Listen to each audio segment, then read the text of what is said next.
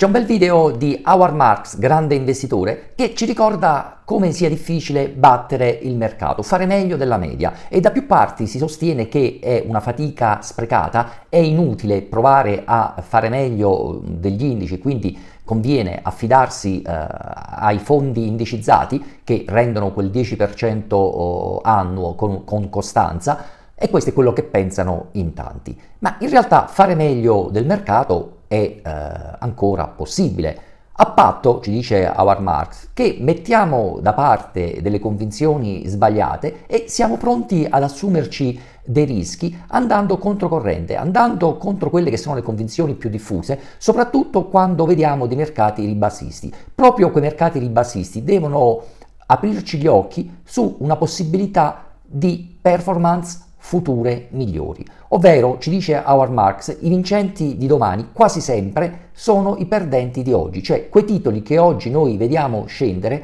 un domani li vedremo salire. Viceversa, le persone, la maggior parte degli investitori, si fiondano su quei titoli vincenti che continuano a salire, e a molti di loro andrà bene perché i titoli validi salgono per un bel po', ma arriverà un punto tale in cui la domanda scarseggerà anche per quei titoli praticamente molto validi, per cui ci sarà il cosiddetto punto di inflessione e quei titoli inizieranno a scendere o intraprenderanno una via laterale, non facendoci guadagnare, non facendoci battere il mercato. Ma invece, se abbiamo il coraggio di scegliere quei titoli che oggi sono in difficoltà, dopo aver accuratamente studiato appunto i parametri di quelle aziende, ma avendo il coraggio di entrare quando le quotazioni sono depresse, ecco che noi, portando una certa pazienza, potremmo in futuro beneficiare di una risalita di questi titoli. Quindi si capisce come l'investire sia un processo controintuitivo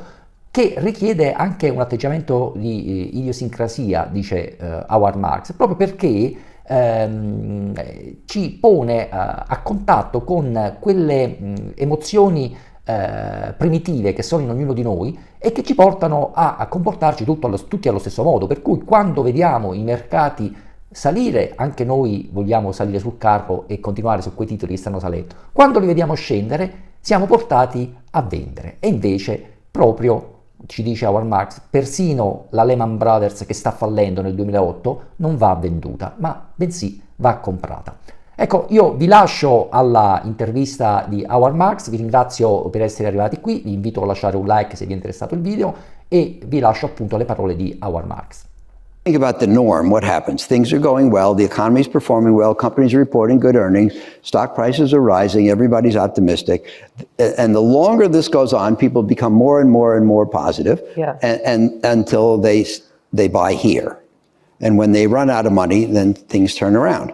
Then eventually the economy weakens, then the corporate profits aren't so good, and prices start going down, and people start losing hope. And as this continues, they get more and more depressed and more panicky, and they start fearing further losses until they sell out down here. In other words, they tend to buy more here and sell more here, which is the opposite of what we all should do. My mother said, Howie, buy low, sell high. Yeah. So emotion is our enemy. Emotion tends to get us to do the wrong thing at the wrong time. And we have to resist that. And one thing I point out is that the influences that affect the crowd and make it do what I just described, those influences are universal. And I feel them too. And you feel them too, and everyone in here. We read the same newspapers. The news is the same for all of us. In order to outperform, by definition, you have to depart from the crowd. You have to hold a different position, and you have to have resolve to do it. And it can't be easy. And I had one of my colleagues came to me in '98. Talking about ancient history, long-term capital had just melted down, and we had the ruble default and the Southeast Asian crisis, and there was a lot of things going wrong. And one of the guys who considers himself to be very thoughtful. This is that oak tree, though, right? Yes, that oak tree. Comes to me and he says, "This is it. I think it's all over. I think the financial system's going to melt down. I think," he explains to me all these things.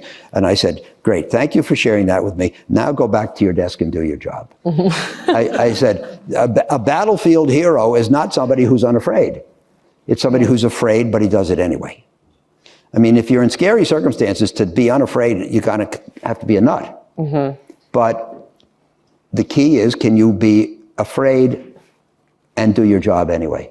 I was just going to ask you if you thought it helped that you had each other. Well, I think it's very important that we have each other and we buck each other up. Yeah. And you need that because what I wanted to say is Dave Swenson, who for 35 years ran the endowment at Yale and did a bang-up job. And he wrote a book called Pioneering Portfolio Management, I think it was in 98 or 9.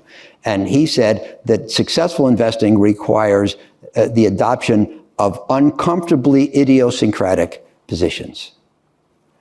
Everybody has the same influences. Everybody thinks pretty much the same. Everybody anoints the same winners and criticizes the same losers.